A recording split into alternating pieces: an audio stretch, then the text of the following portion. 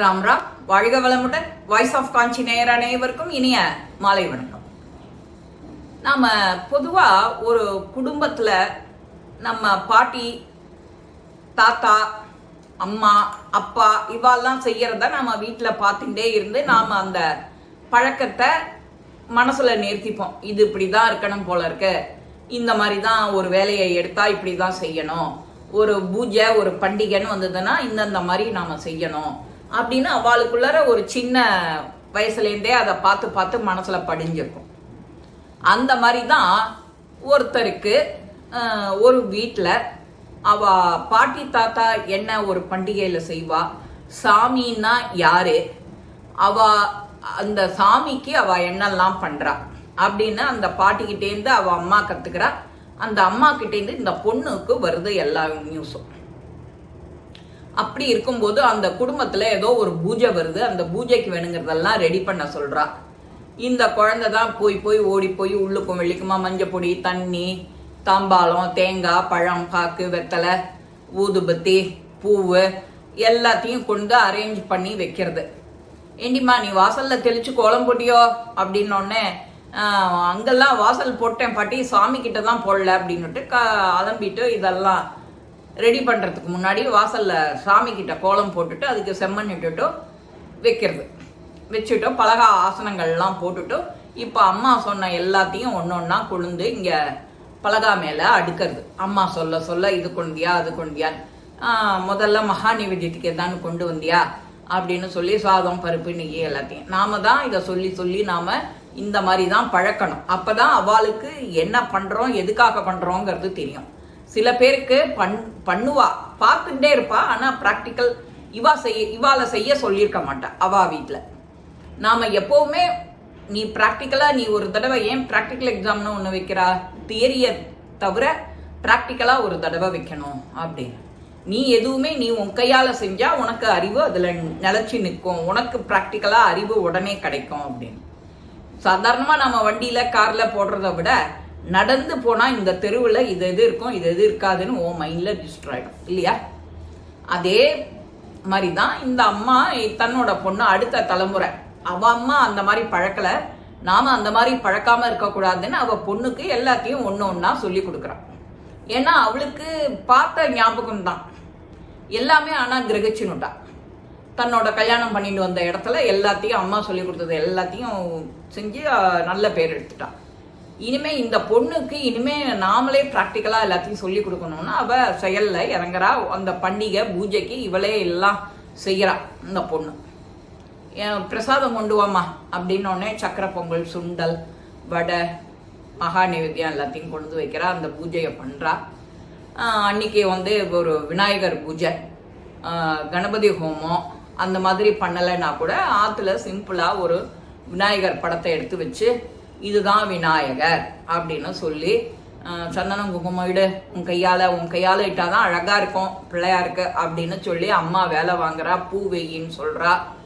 எல்லாத்தையும் பண்ணி முடிச்சுட்டு அந்த பூஜைக்கு வேணுங்கிற புஸ்தகத்தை கொண்டு வெயி, தலையில குட்டிக்கோ, கஜானனம் சொல்லு, கணபதிக்கு பிடிக்கிற ஸ்லோகத்தெல்லாம் உனக்கு சொல்லி கொடுத்துருக்கேனே அதெல்லாம் சொல்லு அப்படிங்கிறா. இந்த பொண்ணு எல்லாத்தையும் சொல்றது.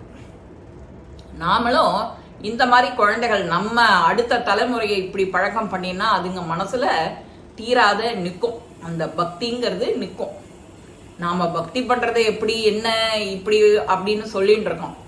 அதுக்கு முன்னாடி நாம செய்ய வேண்டியது இதுதான். நம்ம குடும்பங்கள்ல இப்போ டைரக்டா நாமளே அவளை கூட்டுன்னு உக்காத்தி கொடுத்து, ஐயா தங்கமே நீ உன்னை போல உண்டா, உன் பட்டு கையினாலதான் செய்யணும், உன்னோட அழகான கையினால நீ செஞ்சாதான் பிள்ளையார் சந்தோஷப்படுவார் அப்படின்னு சொல்லி அந்த குழந்தைக்கு ஒரு ஐஸ் வச்சு பிள்ளையார உன்னை தூக்கி விடுவார் பாரு, உனக்கு இப்போ 90 மார்க் வந்துடும் பாரு அப்படின்னு சொல்லி அதுக்கு ஆசா வார்த்தை சொல்லி அந்த பக்ஷணம்லாம் நீயே சாப்பிடலாம், நைவேத்தியம் பண்ணதெல்லாம் நீயே சாப்பிடலான்னு சொல்லி அதுக்கு ஒரு ஆசையை வளர்த்தா அந்த குழந்தையும் இஷ்டப்பட்டு செய்யும். இந்த காலத்துல இந்த மாதிரி தான் நாமளும் குழந்தைய வளர்க்கணும். குழந்தைக்கு முன்னாடி நாம போனையே கீழே வைக்கிறது இல்லை. இப்ப எதுவுமே இன்னைக்கு பண்ணாதானா, சரி நாளைக்கு பண்ணிக்கலாம், சரி அடுத்த நாளைக்கு பண்ணிக்கலாம் அப்படின்னே விட்டுடுறோம். சில பேர் ஆத்துல களி பண்ற வழக்கமா எனக்கு கொஞ்சம் தண்ணி கூட போயிடுத்துன்னா அது குழக்க முழக்கன்னு போயிடும். அதனால நான் அதுக்கிட்டே போறதில்ல. பக்கத்தாத்துல எனக்கு மாமி சேர்த்து பண்ணி கொடுத்துருவா அப்படின்னு சில பேர் சொல்றவாளும் இன்னைக்கும் இருக்கா. இப்போ இதே மாதிரி ஸ்வீட் கடையிலையும் அவனும் போட்டி போட்டுட்டு விற்கிறான். விநாயகர் சதுர்த்தியா மோதகம் என்கிட்ட கிடைக்கும், போலி கிடைக்கும், லிமிட்டெட் பீரியட்ஸ் தான், நீ முன்னுக்கு முன்னே ஆர்டருக்கு முந்திக்கோன்னு அவன். அதனால வீட்டில் வேலை செய்யாத இருக்கிறதுக்கு எத்தனையோ ஆப் வந்துடுத்து.